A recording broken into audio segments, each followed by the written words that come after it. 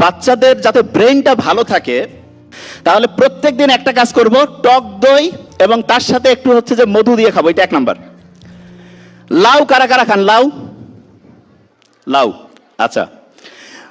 ব্রেইনের জন্য ওই খাবারটা ভালো যেই খাবারটা সহজে হজম হয়, হজম হবে যেই খাবারটা সহজে, সেই খাবারটা ব্রেনের জন্য ভালো। সারা পৃথিবীতে যতগুলো সুপার ফুড আছে, মানে খুব শক্তিশালী, তার মধ্যে একটা হচ্ছে লাউ। প্রত্যেকদিন আপনার বাচ্চাকে ব্রেইন যদি ঠিক রাখতে চান, তাহলে রেগুলার প্রত্যেক দিন চেষ্টা করবেন একটু হলেও লাউ রাখতে, লাউ রেগুলার। এবং লাউ যদি খায় তাহলে হবে কি, খাবার হজম হবে ঠিকভাবে এবং ব্রেইনের যে অ্যাক্টিভিটি সেটা ভালো থাকবে।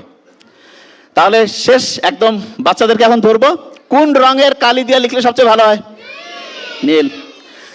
রিভিশন দেওয়ার সময় কোন হাত? রাইট। নতুন কিছু পড়ার সময়? বাচ্চার কথা যদি মন দিয়ে শুনি তাহলে ব্রেন কি ঠিক থাকবে না নষ্ট হবে?